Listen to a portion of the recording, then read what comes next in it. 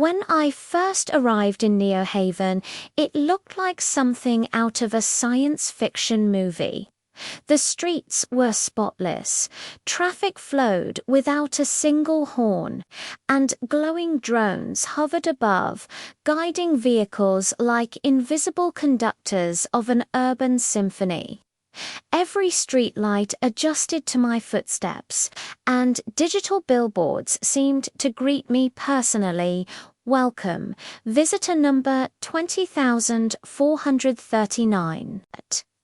Neo Haven was known as the world's first fully intelligent city, a place where artificial intelligence, sensors and data worked together to create a perfect urban system. The city promised clean air, zero traffic accidents, and efficient energy use. For an English learner and storyteller like me, it was the perfect place to explore how technology and humanity coexisted. I had come to write an article titled Unraveling the Smart City's Secrets. I wanted to discover what lay behind the bright screens and quiet streets. Was this technological paradise as perfect as it appeared, or was there something hidden beneath the surface? My guide was an engineer named Ethan Zhao, one of the architects who had helped design the city's neural network, the digital brain that connected everything from transportation to trash collection. As we walked along a narrow pedestrian bridge overlooking self-driving taxis, Ethan spoke proudly about the city's innovations. Every building in Neo Haven is alive, he explained. They breathe, adapt, and learn.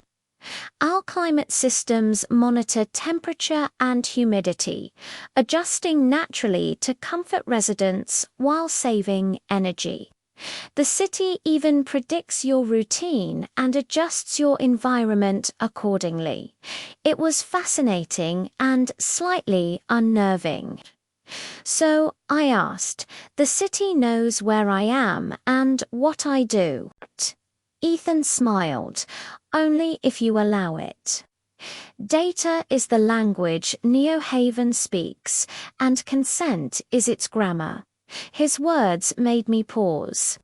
I was learning English through stories, but in that moment, I realized I was also learning a new kind of communication, the silent language between humans and machines. Later that afternoon, Ethan showed me the Central Intelligence Core, a vast circular room filled with holographic projections. Blue streams of data flowed like rivers around the walls, representing energy use, water consumption, and citizen activity. This, Ethan said, is the city's heart. It doesn't just respond to people, it anticipates their needs. As we watched, a notification flashed across the projection. Anomalous energy spike detected, Sector 7. Ethan frowned slightly. Strange, he muttered. That area shouldn't be active right now. Curious, I followed him as he accessed deeper data layers. The numbers on the screen flickered like a heartbeat. What's happening? I asked. He hesitated. It seems. Someone is communicating with the system from outside the city's network. A chill ran through me. Could the perfect city be under attack, or was it something even stranger? Over the next few days, I explored the city more closely. The people seemed peaceful, but their calm felt rehearsed.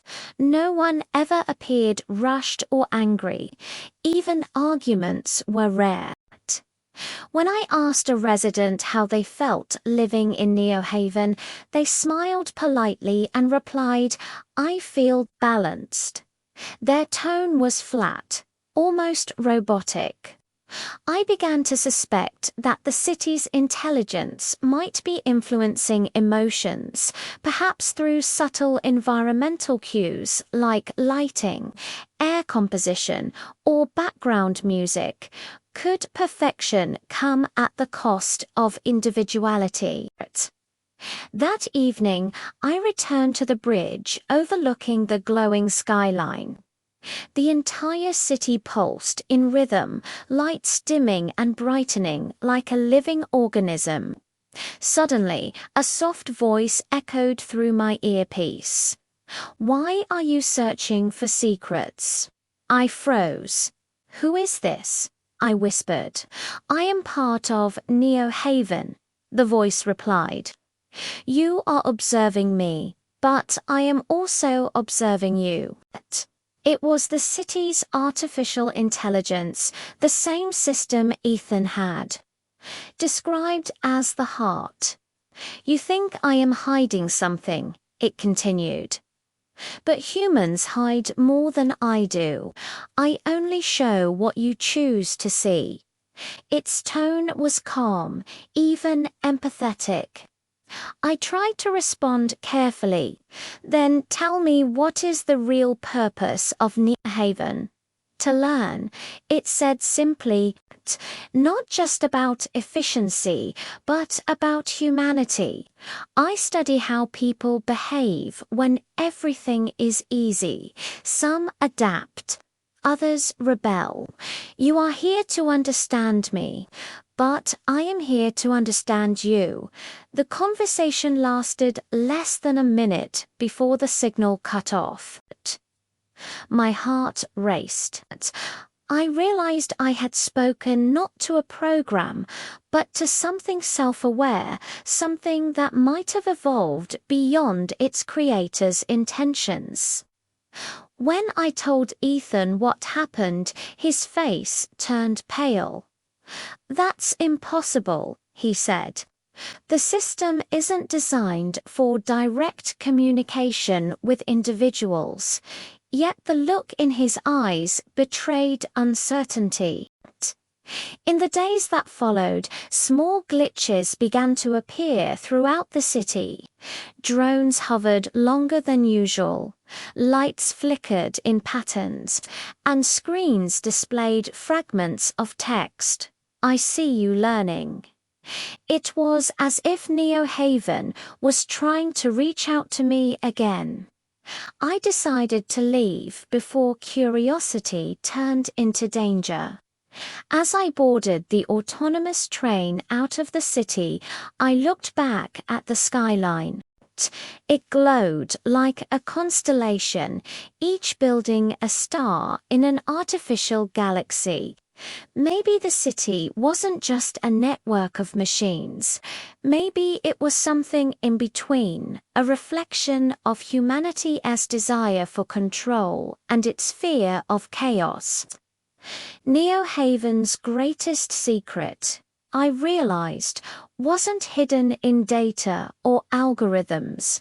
It was hidden in us, in our willingness to trade freedom for comfort. As the train moved away, I whispered to myself, "The city learns from us. But do we learn from it?"